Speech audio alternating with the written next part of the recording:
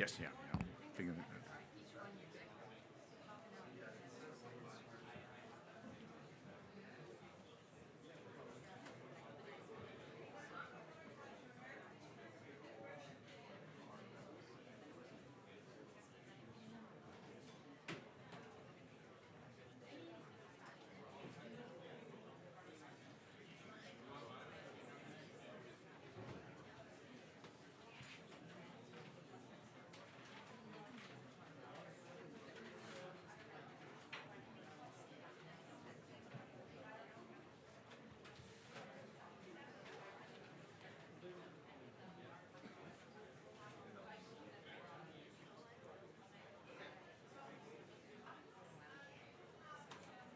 I think we should go.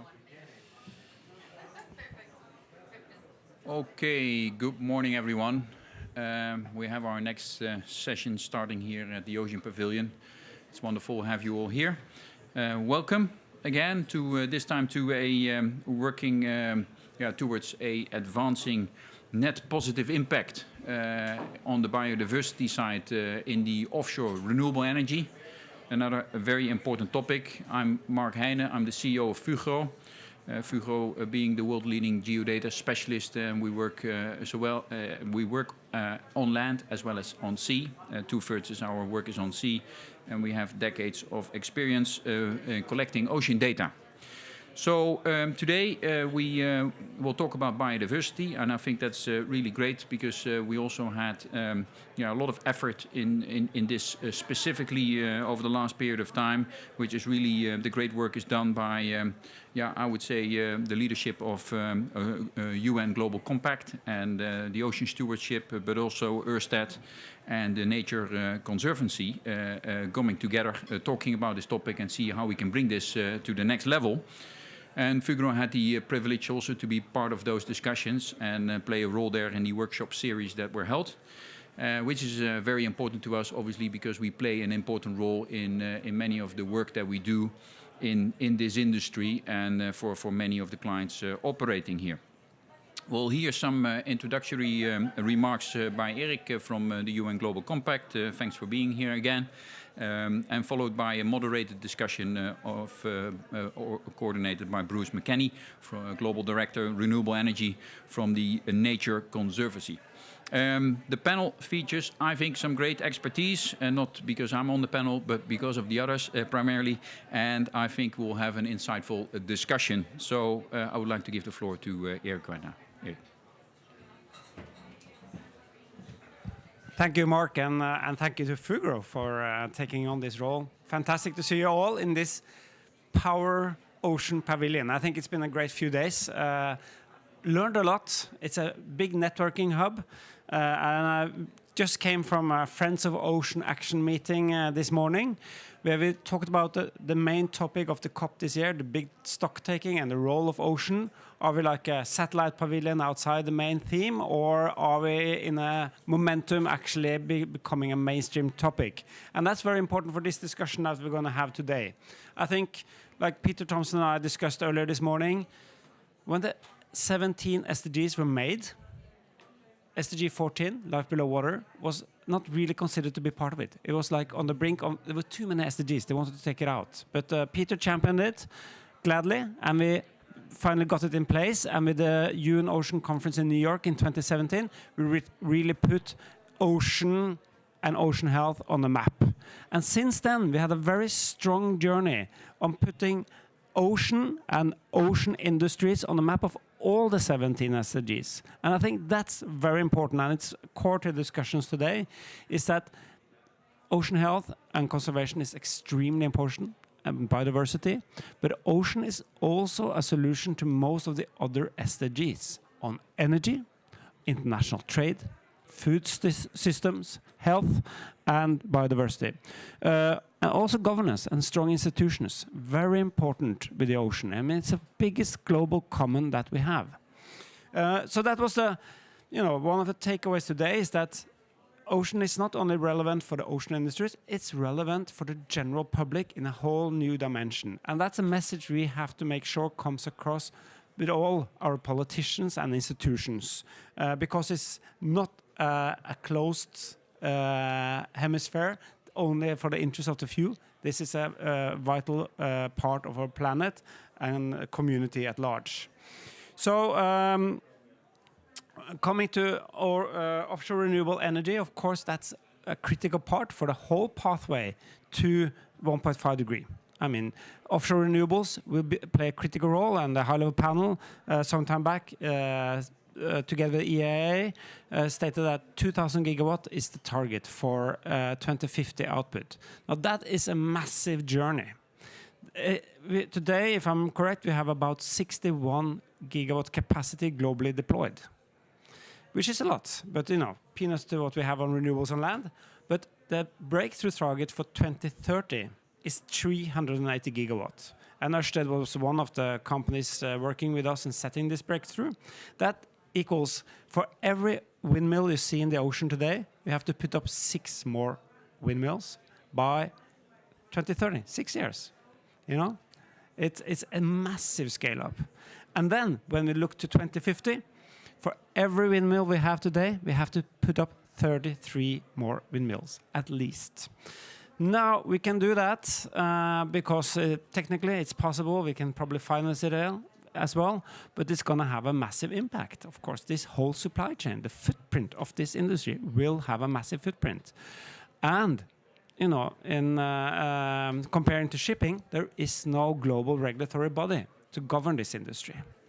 It's mostly national regulations, some regional regulations, some industry standards, but it's still a nascent industry. Very advanced industry, but still nascent. And that is a big concern for us at the UN Global Compact. And our role at the UN is really to convene non-state actors to push forward ambitious principles, best case practices, and promote it into regulations and standards internationally. And sometimes I use my phone because this was not made by governments or the UN at all. This was made by private sector companies. It's made of hundreds of parts that fit perfectly together because they are standardized. They live up to a quality control, and it works all over the world. And this is what we need for the ocean. We need high quality industry with international standards. And that is our target also for this discussion. And you know, again, I must just say that we are so honored to work with ambitious companies because they come forward and saying these licensing of offshore wind farms around the world are not aligned. It's too many different requirements, and it creates a lower end quality product than what we want to be a part of. And we have seen licensing rounds around the world, even the last year, which don't even require a real nature impact framework. That's not okay. It's a red card, you know. And you can't really invest in that because your board, 3 years from now, will ask you, how are you monitoring your wind park in this part of the world? And you don't know because there is no monitoring.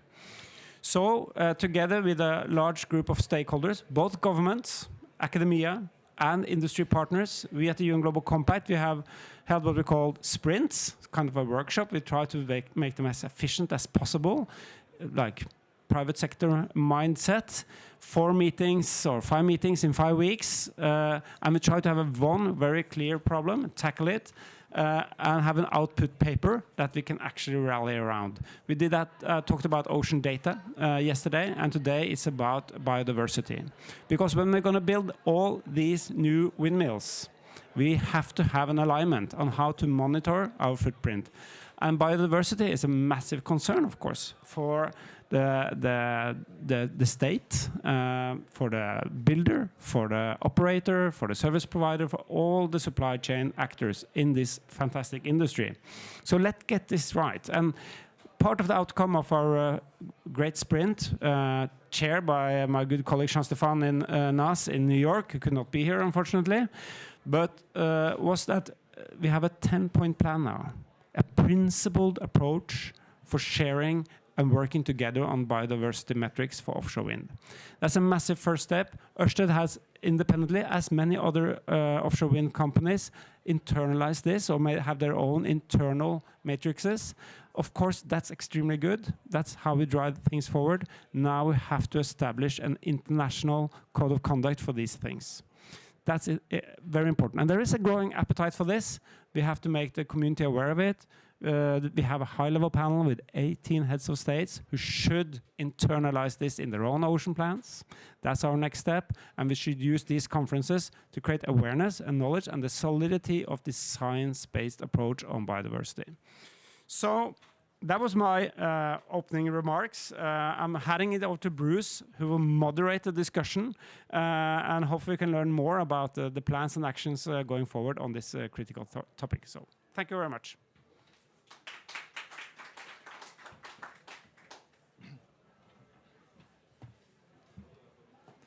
Thanks, Erik. So I'm Bruce McKenney. I'm Global Director for Renewable Energy at the Nature Conservancy. At the Nature Conservancy, we work in over 70 countries around the world. And on renewable energy, our goal is to accelerate renewable energy for a clean, green, and equitable energy future. We're excited about our offshore program, and we're excited about the partnerships that we have with UN Global Compact, with Ørsted, and many others. I was just going to set a little more context. I have to say, I think Erik covered it so well. I'm going to keep it quick and then invite our panelists up here. But I just want to say that we all know the ocean's under extreme pressure, and we know those pressures are both from climate itself and the direct impacts of those pressures, whether it's commercial and recreational fishing, the fossil fuel extraction we still have, and a range of other pressures that are impacting biodiversity in the ocean space. So when we talk about the breakthrough goal and the amount of infrastructure that we need to put in the ocean, we need to do it both rapidly because we have to mitigate climate change, but we also have to do it smart so that we're not having impacts and exacerbating the biodiversity crisis. So that's kind of what we're talking about today, is how do we find solutions that move us fast but move us smart too. There's a little preview of some of the work that the group has been doing, the working group that Erik mentioned, and I'm just going to take you through a little bit of that to set context, and then we'll move to the panel. So TNC has been working with Ørsted and UN Global Compact and a range of stakeholders through these sprints, and really focus kind of on three areas of what actions can be taken to halt biodiversity loss, how can we enhance biodiversity beyond just addressing the impacts, but what can we do with offshore renewable energy to raise up biodiversity as we're developing these projects, and how do we, as Erik said, get much more collective and standardized in the way we go forward so we can be more effective and efficient. Did I get it? There we go. And so the idea is to have a framework that's addressing some of those key challenges. These are quite broad here, but I'll give you a little idea. In the enabling conditions, we're talking about trying to have some clearly defined roles and actions across the different sectors that are working or have impact in the ocean space on how to deliver net positive impact for biodiversity. And that's going to take alignment on standard approaches for delivery of NPI. We want to see more incentives for NPI. So how do we promote a race to the top here as we go? The part of that is going to be thinking very carefully about the planning and managing of space. So it's going to be really important that these are inclusive, collaborative processes that are identifying and measuring seascape priorities for habitat and species in the offshore renewable energy areas. And then lastly, but very importantly, we've got to measure, we've got to monitor, we've got to be accountable. And so there's a huge challenge here. I work a lot onshore, and the data's a lot better than what I see in offshore. So we have a lot of data limitations. That's a huge issue. We also have problems of just sharing data, disseminating data in ways that can inform better decisions across the sectors. So we need to see more of that. We're going to need to have monitoring so that we learn, we can adapt, we can support accountability, and we can improve over time. So with that, I want to call our, I'm going to put this back, call our panel up to the stage. Erik and Mark, who you met, and then Virginia Burkett, Lauren Uppink Calderwood, and Torsten Thiele. And we're going to kind of self-introduce here. That's why I didn't go through all the bios there. to start.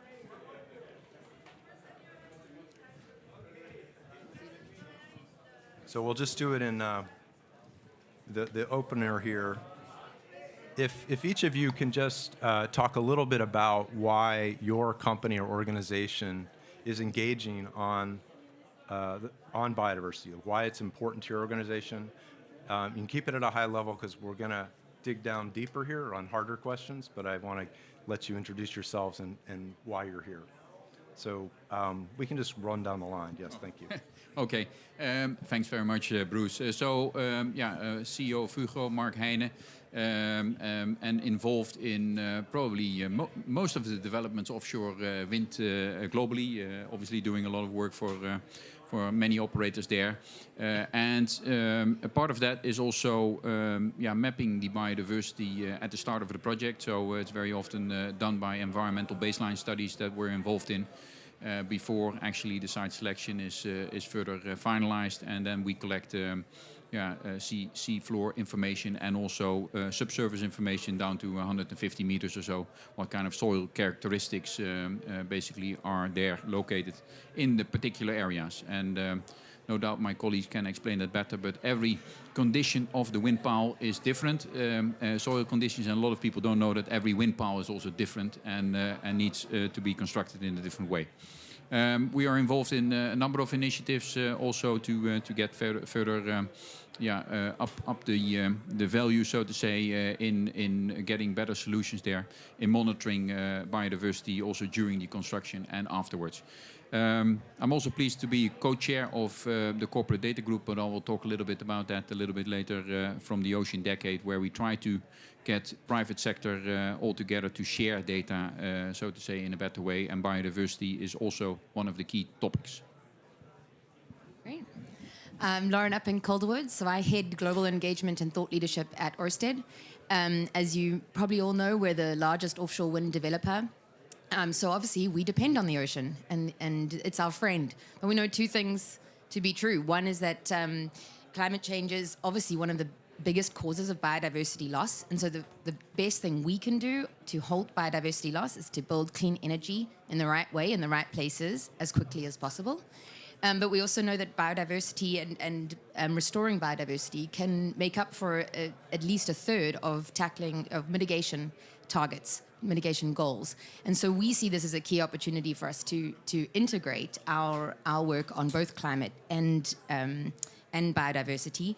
And to that end, we've taken a net positive biodiversity impact target of all of our renewable commissions post 2030 will be net positive impact on biodiversity. So of course for us, this is voluntary action at present.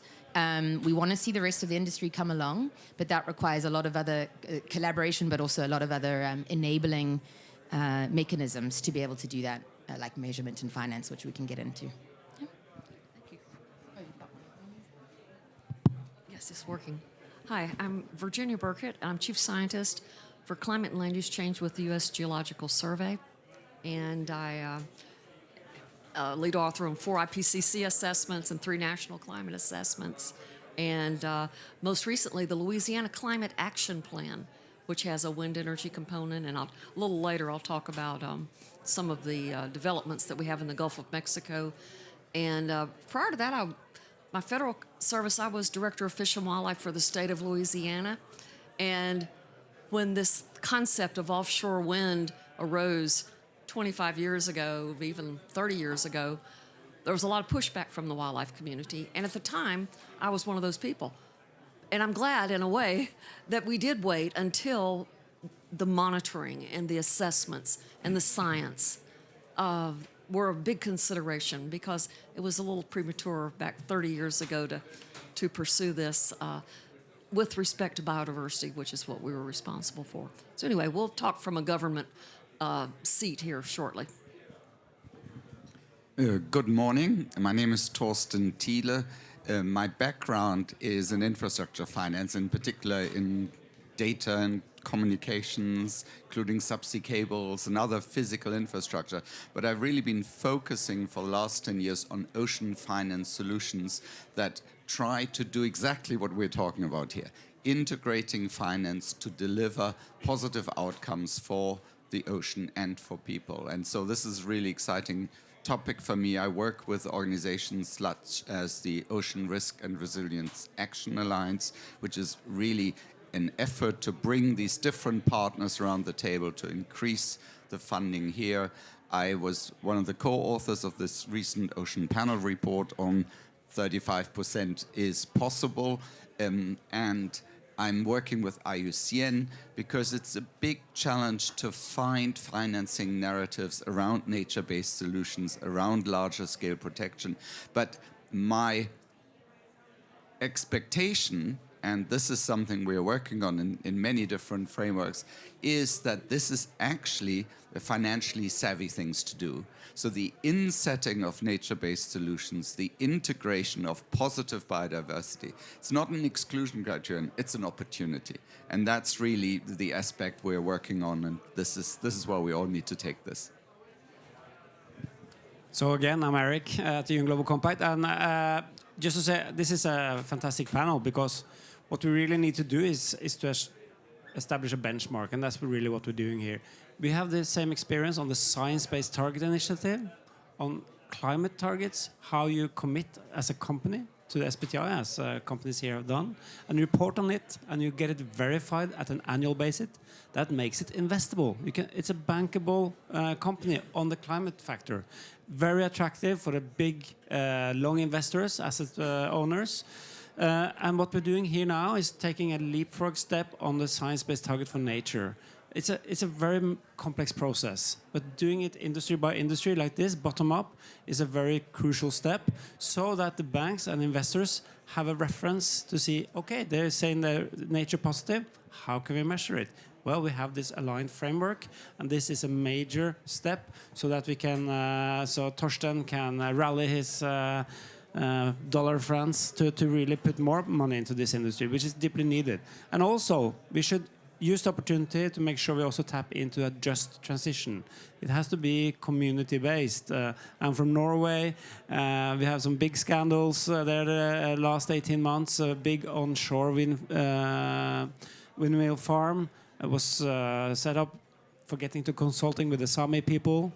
Not a good idea. You know, it's a big scandal. It has to be a community-led process. This is energy security, it's a job opportunity, and as you said also, this is the climate energy that the world needs also for biodiversity. So, thank you. Thank you. So as you can see, we have a terrific panel. Now we're going to dive in a little deeper.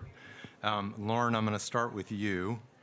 I personally worked on net biodiversity impact back in 2005, working with a lot of large conventional energy companies, mining companies.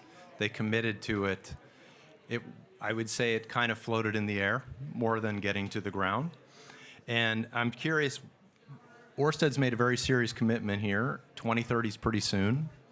And I wonder if you could speak more about why Ørsted is investing in net positive impact as part of the company's strategy. Sure, and I think it actually comes back to what you were saying, Erik, is at the end of the day, there's a license to operate. And even what you were saying around the pushback against offshore wind, we've seen for various reasons, people are anxious and concerned about what the impact of offshore wind infrastructure will do to our ocean systems, to our ocean communities, to local communities. And so for us, it's also very important. It makes, to us, business sense that we are ensuring that we have that license to operate and that license to build and grow. And so not only on biodiversity, of course, but also on the just transition, how are we making sure that we, and this target is exactly that, right, is ensuring, well, it's about us mitigating the non-financial risk as well as being good stewards. And, Ørsted has been a leader in the green transition, moving from a traditional energy company into renewable energy. And we see that we're a bit bigger. We can take some of those risks, but we can lead in the way of trying to build measurement systems, testing out financial mechanisms. We were the first to issue a blue bond to finance some of this work. So, yeah, we see it as, one, our responsibility, but also to the ocean and to the planet, but also our responsibility to be sound and good business leaders. We really appreciate Ørsted's leadership in this space. Virginia, I'm going to turn to you, and I wonder if you, kind of from a government perspective, could talk about how integrating nature is a fundamental part of the energy transition, and maybe talk about either how ocean plans or climate plans can help with that. Okay, thank you. Well, in the Department of the Interior, we have all the national parks, all the national fish and wildlife refuges, endangered species, migratory birds, and offshore energy development. So it's essential that they come together to work together to provide science and research and data upon which wise decisions can be made. Without it, you don't know if you're accomplishing net positive or not. You just have to have the data. And as we manage our energy and renewable energy responsibilities, the Department of Interior asks 3 questions. 1, what does the government need to make decisions? We need data, we need science. We don't need to go in blind in making decisions. Number 2, we need to ask the questions about the data gaps and what do we need to understand better, and established criteria to prioritize science and research. And as Erik mentioned earlier, the standards and the alignment, so that when we're talking net positive biodiversity, in Norway, they're talking about the same thing, you know, so we're all dealing with standards and protocols that are rigorous while fair to all stakeholders and transparent. So we have the Fish and Wildlife Service and the Bureau of Ocean Energy Management, and they work together to streamline permitting and be sure that the Endangered Species Act and the Migratory Bird Act and many other pieces of legislation are addressed appropriately so that our stakeholders are confident that when a decision is made, that the right questions have been asked and the data is there upon which to make that decision. So we have a North American bat monitoring program, for example. So BOEM, the Bureau of Ocean Energy Management, is funding the Fish and Wildlife Service and the states and tribal governments to monitor bat populations. You know, 30 years ago when we started talking about this, we didn't have any data to support that. You know, assumptions about bats, whales, and lots of other concerns that we have in the Gulf of Mexico. So that North American Bat Monitoring Program is a framework that USGS scientists and Fish and Wildlife and BOEM all work together upon which to make decisions. So with that, I'll be quiet and pass it on. Okay. Oh, thank you. Torsten, I want to move to you next. And you mentioned in your introduction the importance of investing in biodiversity as part of the investment. And I wanted to kind of see how far that we can take that, or have you speak some more about that. I mean, with projects, the tendency is to focus on the fundamentals of price and supply chain, all the things you need to do to connect, transmission, all those basics. Nature is often viewed as an add-on. And I'm wondering if we can move to a framework and a paradigm in which nature is central, or at least part of and just as important as some of those other factors. Is that how you're looking at that? And if you could speak to investing from a financial perspective in this. Great, and I think we really see 2 trends in this direction. On the one hand, we see the development towards understanding the economic value of natural assets, and we see it in the blue carbon space. I was in a discussion about mudflats yesterday. These are all really relevant sediment spaces from a carbon perspective, from a biodiversity perspective, etc. And as countries increase their ability for ocean accounting, this value will be increasingly shown on national balance sheets, but also on corporate balance sheets. So that's an amazing transformation because it allows for value, for pricing, for transactions.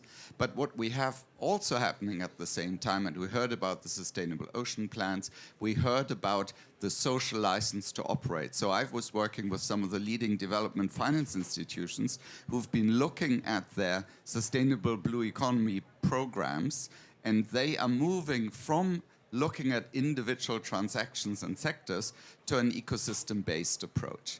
And so as they move to positive ocean action, And that is what came out of the Cartagena Protocol in September, where a large group of these major financial institutions met.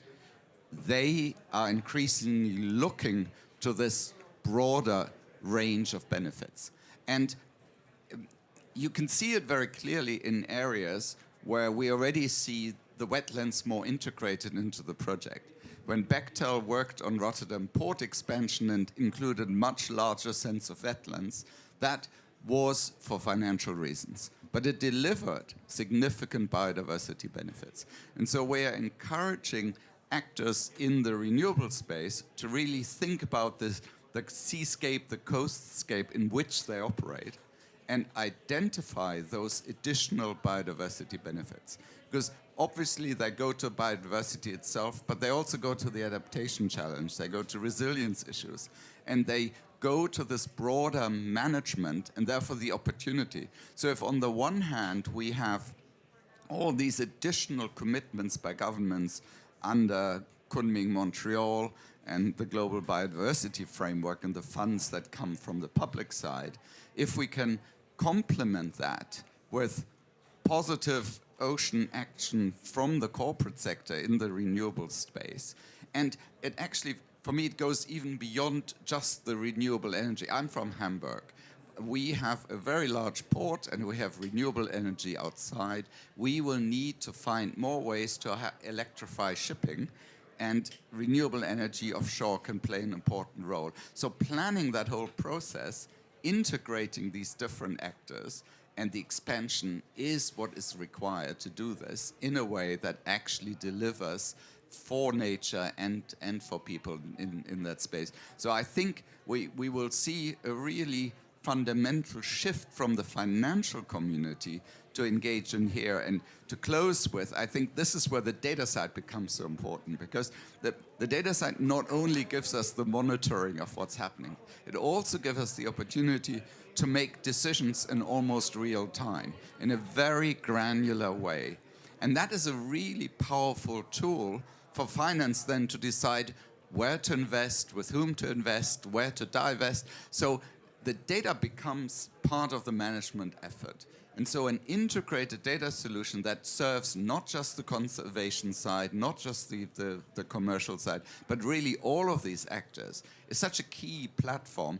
And we didn't have those tools before. We are getting to having those tools. So that transition will facilitate exactly the kind of large-scale, long-term asset holder engagement in the space that is so critically required. Thank you for that. And I'm gonna stay on data, because I think that's really important, and turn to Mark now. And I've got a little bit of a long question here, but I'm sure you can handle it. So what are the challenges to collecting and sharing the necessary environmental data to develop and measure net positive impact on biodiversity solutions?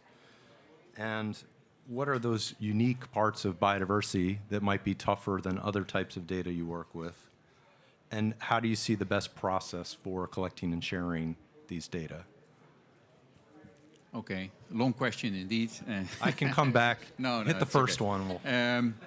And I think maybe to start with, I think it's wonderful statements made up till now, and I think it's all about nature-inclusive building, and we should actually enforce that by governments everywhere in the world, offshore but also onshore. So just to make that statement to start with. I think if you talk about data, and Fugro is obviously a specialist in collecting data, geodata as we call it, you first and foremost need to know what are you going to measure. So what site have you selected? Is it the sensitive site? And why are you actually going there? And the problem with data there is, and one of the challenges is that every site is different.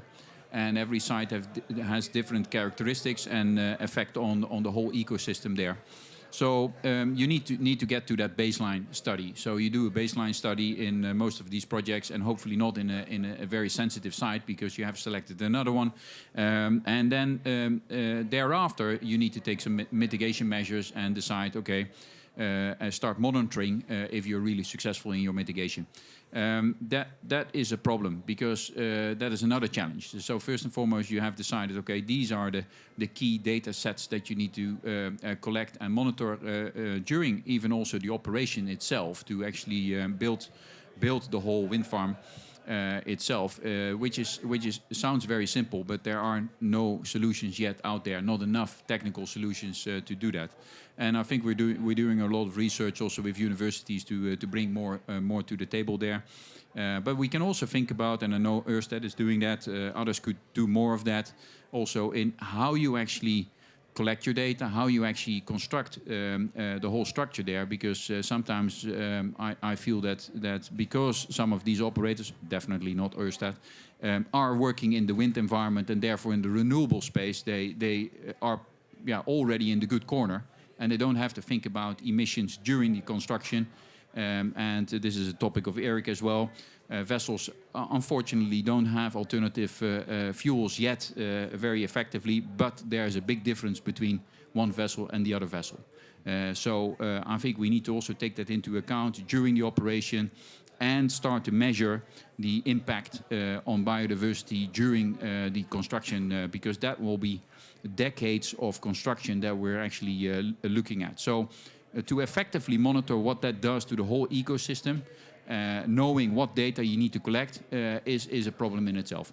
And then trying to find the right means to do it. Maybe also with remote solutions. We as Fugro are investing a lot in getting platforms at sea that are probably 90 to 95 reduction of CO2 emissions with no people on board to operate them remotely and can do some inspection, also biodiversity inspection. So this is something that we're focusing on specifically to reduce also the emissions during the construction. Now, your question about sharing data. I think I'm ticking one by one, but you're doing great. Okay. So, and if I take too much time, you just stop me. Okay. Sharing data is not easy, and I think this is also something that we have been talking about over the last period of time quite a lot. And Fugro became a member of the Ocean Decade, also an alliance partner there. Of the Ocean Decade, because we believe it's so important that we actually do something with data, and we can help. That also mentioned that we have actually helped to get somebody from Fugro in the UN Ocean Decade office in Paris to full-time think along with them what can we do to actually get the right data formats and the right data shared with the scientific community. Because we need the science for the oceans that we want. There's a lot required. And that you can only do with the private sector involved. So we also, under that realm, we have started a committee, a corporate data committee, where we invited 10 corporates already from the private sector to think along with us, and Ørsted is one of them, to think along with us, along with the UN, what we can do to share data more effectively. And we want to get to 15 large companies, and this is including also companies that focus on fiber optic cables or fisheries, offshore renewables development. So many different companies are there, large companies, and we are actually there since February. And we already have some tangible discussions and results on some data sets. But biodiversity is one of the ones that we're looking at. It's more complex because, what data are you talking about? It's different for every site. It's different for every situation there. But there are some common things, and we can get to some standards, and we're working on those to make sure that we can actually get that over to the scientific community and make sure that they can actually use it also to see what it does to the local ecosystem and the whole ecosystem in the world, I would say. And you can only do that also to close off with the local community involved, because as Erik also said, they very often know what is important in that particular area. So they know also how to measure the success of being net positive on the ecosystem in their particular area. So I think we should make use of the local communities as well. Excellent. Couldn't agree more. Erik, you wanted to have an input on that? Short comment, and UN Global Compact has been around since 2000. One of the first issues we really worked hard on was child labor. I mean, for most companies, that's a total red line, child labor. You wouldn't go there ever. If your investors heard that you are having child labor, they would pull you out of the portfolio. Biodiversity negative has to be there in a few years, you know? And we can even bring in a positive side on this. And I'd just like to say we have both DNV and Lloyd's Register here. We have to use the class societies to create class standards also on this topic. We have safety measures for workers on the offshore wind. Of course, it's the first thing you think of when you're planning a wind farm, is the safety of the workers. Safety of the biodiversity has to be part of that class society certification. And that's our job together, is to promote this at the government level, at the UN level, based on good industry standards, just to get that clarity. So it's a child labor urgency for biodiversity. Thank you. Well, you kind of answered the question I was going to ask you about how can we push standards in a more extreme way than I thought, but still, I like it. Lauren, I wanted to ask you a little bit kind of along those lines of, are industry standards what industry thinks it needs? And not that you need to answer for other companies, but I'm curious kind of, we're looking at a situation here where we want to be able to scale our impact across industry. We have to start with leaders, but how do you see it in terms of scaling? So maybe firstly, I'd say there's already, in the permitting process, in many cases, we're already having to ensure that there is no negative impact, right? So there's a base from which we're working, and that rightly works. It's long, but it works. But we need to integrate that planning, and we need to think about then how do we incentivize and increase towards net positive impact. But there's a lot of questions around auction and tender design. It's being tested in some places to have non-price criteria. That helps for it not to be a race to the bottom on price, but rather to have a much more holistic approach. But the standards are key because we can do that in many different ways, and we don't want many different countries doing it in many different ways, because then it will become unwieldy. So there's a room for standards, but there's also a room for how do we build that into auction and tender design. And I think we believe that we could build that even into minimum criteria so that you're raising the playing field, leveling the playing field, but like raising from the bottom so that everyone is expected to have those criteria to be able to play. And I don't think we're the only ones who believe that. I think that there's others who are pushing for the same thing or asking for the same thing from governments. Hear, hear.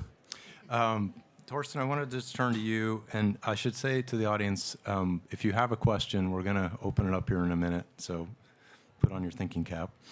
Torsten, I'm wondering, this seems like an area that development finance institutions, multilateral development banks would want to be supporting. Do you see ways that we should be engaging more with development banks to move this agenda forward? Absolutely, and we now have a number of development finance institutions that have clearly already set goals. I was talking to CAF in Latin America. They want to be the green and the blue bank. They have very clear sets and standards there. I entirely agree on the point on auction design. We did that in the telecom space. You can add these non-monetary components, and I think development finance institutions in particular can help us bring renewables developments to emerging markets, because it's clearly a very significant pool of capital that is available for this space, but it's not yet going to some of the best places in the world for wind development because those regulatory frameworks aren't there and the investment support structures aren't there. Yesterday, just as an example, the German government signed a guarantee facility with the European Bank for Reconstruction and Development for emerging markets, which effectively allows the private investors to come in alongside transactions that the EBRD is structuring and have that risk cover provided there. It's exactly in that direction that we need to work to bring this huge opportunity to developing countries. And there you have even more of an opportunity of that insetting of biodiversity, because we are working very hard to bring more marine protected areas, to have what we now call OECMs, so special biodiversity measures that are linked to sectoral efforts. And so this is a huge opportunity for the industry and for finance, and we all should work on it together to achieve these very significant ambitions that we have in the breakthroughs, etc. Terrific. So we're going to open it up here. We've got about 15 minutes left, and I want to give the panelists time for some closing remarks as well. If you have a question, a microphone will be brought to you because we're live streaming today. We need to hear you. So hold it until you have a microphone. Right here, please. Good morning, everyone. My name is Nia Jones. I am the Director of Community Engagement at the University of California, Berkeley's Department of Civil and Environmental Engineering. I'm also the CEO and founder of Jones Renewables, a infrastructure company committed to offshore wind development and community engagement. My question is, what have you noticed in your practices for strategies for collaboration amongst minority-owned businesses to assist with community engagement and community education in offshore wind? I think they're going to look to you, Lauren. All right, let me first say that I don't run the biodiversity program, so I'm probably not going to give you all the detail you want. But I want to say that, I mean, part of also non-price criteria is also about local content, local business, skills development. So that comes into the just transition and the social license to operate. So it's part and parcel of that holistic approach, right? And there's a lot of local content expectations in auction and tender design. And I would be remiss to say, not mention the sort of challenges that the offshore wind industry is facing at the moment, right? With macroeconomic pressure and the business case in many cases being very difficult. But with that in mind, when we start to look at things like local content, how can that be built or incentivized, or at least have some sort of bonus incentives or things built into it to enable us to do that more holistically? But yeah, I hope that answers at the high level, but I'm happy to connect you with folks who can tell you much more. Thank you. Are there other questions? There in the back. Hello, my name is Anthony Maffa. I'm a law professor from the University of Maine. I also happen to be from New Jersey. So I have biodiversity on the mind, but in the other direction. In both places in the U.S., we've seen biodiversity used as a tool of opposition to offshore wind pretty strongly. And I wonder, particularly for Dr. Burkett and Lauren, whether there might be a regulatory solution here that incorporates something like a safe harbors idea, just to avoid the continued, I would argue, misuse of biodiversity as a counter argument against offshore wind development. Yes, on the East Coast, there's been a tremendous debate and just divisive setting for offshore wind, and it is regrettable that we don't have the answers. And that's why it all comes back to the science and the data upon which people trust to make decisions. And so I think that, I didn't talk about climate action plans, but in the United States, we've got about half of our states have net zero climate action plans, and wind is a part of many of these action plans. And they have a convening power there to bring together citizens, environmental groups, and in Louisiana, we came up with 85 different solutions, and indigenous peoples were represented, and all sectors of the economy. And it took us 2 years, but we hammered out something that was acceptable. So having the dialogue and the information upon which people can trust that when they make the decision that it's not going to have a negative impact. And in the United States, we have what's called the Ocean Climate Action Plan that was released in March of this year. And that's by NOAA, and Department of Interior kind of have led that. But it engages civil society in making decisions towards a carbon neutral future, to enhance community resilience and accelerate nature-based solutions. So that's the three pillars upon which decisions will be made. So Dr. Rick Spinrad's here from NOAA. He's a big proponent of this.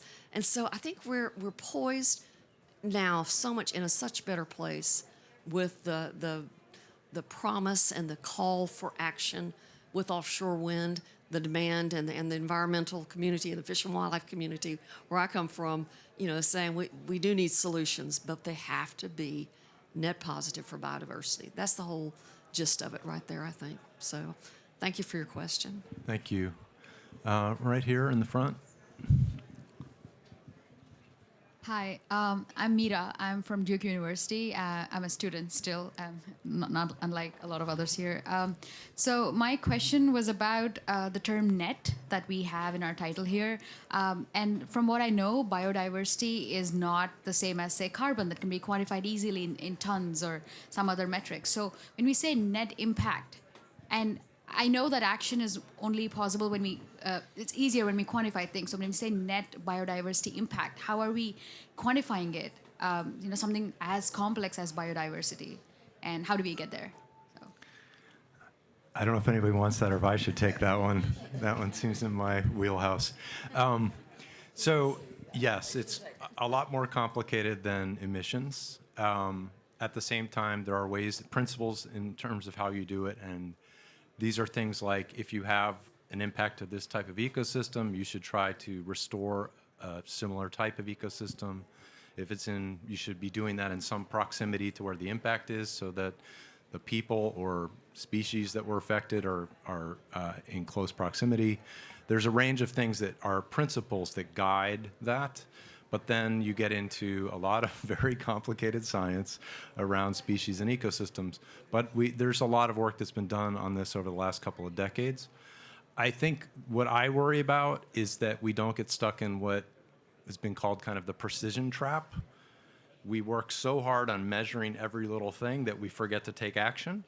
And then we're stuck kind of having workshops. And so I think it's really important, in particular for offshore wind, where the data is just not going to be that great. We're going to have to take decisions with the best available data that we have and move forward. And because we have to make progress on climate and we have to do the best we can on net positive for biodiversity. We have time for maybe one more question, and then I want to give the panelists time for remarks. There was any other questions? All right. I thought I'd seen them, but so I want to give the panelists time for some closing remarks on kind of what you think is most important for us going forward, the takeaway you would like the audience to have as they exit the event today. So we'll just run down the line here and end with Erik, give him that honor. So Mark, if you'd like to start. Okay, this morning I actually typed into ChatGPT what we can do to advance net positive impact on biodiversity on the offshore renewable energy. And you'll be surprised, and there's 10 points coming out with a very detailed description of what we need to do. So it's very clear what needs to be done, and all the points that have been discussed were also in that list. So I think we should stop talking and just simply implementing and get to action. Thank you. Well, can we just ask ChatGPT to solve it all for us? I mean, the first and foremost, we need to phase out fossil fuels and build clean energy now in the right places and in the right way. So that's the first thing. But secondly, and it can sound trite, but we need the collaboration. And we as industry, there's no guess that people would also question us as industry, question our peers as industry, right? How do you trust that what we're saying when we say we need positive? And that's why we work with experts and government, et cetera, to make sure that that has integrity, that you can trust what we're saying and there's legitimacy. And we want to try and model that, and we want to see others do the same. And so where we can build the right measurement framework, start now, and do it together. While many of the actions that we're taking in the United States through the Department of Interior are helping us reach a vision of the net positive impacts on biodiversity, there are still risks. As listed, that we've described about already, they are not negligible, these risks are not. But as you said, the enemy of the good can be the perfect. And if we don't, we can go in that direction too. So the final comment I would like to make is that we must continue to develop a fair and scientifically defensible measure to evaluate net positive biodiversity, so that we all are dealing with a term that society can understand, no matter what continent you're living on or what company you're dealing with. So that would be kind of the closing message, I think. And the United States is committed to offshore wind. By the end of 2030, the goal is to deploy 30 gigawatts of offshore wind capacity in the United States. We just had lease sales off the coast of the Atlantic, Pacific, and the Gulf, and more than 2.7 million acres of OCS land has been leased for wind energy. And so we're on the track, but the permits have not been granted. So that's where we all need to come together, just as you said. Integrating net biodiversity positive is crucial to get additional finance in this space. But it is also an enabler for further funding. And I think the Ørsted Blue Bond is a great example. There is now a tool to invest in blue biodiversity, which wasn't there before. So we can bring investors into the space. We need to grow those tools. We need to get both companies, regulators, and the financial industry to get their head around how this combination of solid information, data, and structuring of transactions can deliver these multiple positive outcomes. So there's a great opportunity here. And we need to build an even stronger coalition. I mean, we are an all-North panel here. It really reflects the industry as it is today, but not how it has to be tomorrow. I was in China 3 weeks ago for the World Ocean Conference. Mainly Chinese participants, but some from the UN and international community was there. But the offshore wind developers, they had the same questions, same concerns. Biodiversity is a big issue there. So we need alignment on this. We have to have an inclusive process. We are just together with the Lloyd's Register Foundation establishing ocean centers at our local networks. We have 70 local networks in the UN Global Compact all over the world. We're establishing 7 first now, and we'll have 14 by the end of the year. So the industry locally can go to them and say, oh, what are the plans? What is an ocean plan? What's a blue bond? What can we do on offshore wind to understand the short and long-term play here? So it's extremely important, if we're going to have a legitimate offshore wind sector, that we have a global community and that we develop this in a just and equitable transition. So, and we have to do this together. So thank you for taking part in this. Thank you, and thank you for a terrific panel and a wonderful discussion today, and thank you for participating, and we'll close it up there.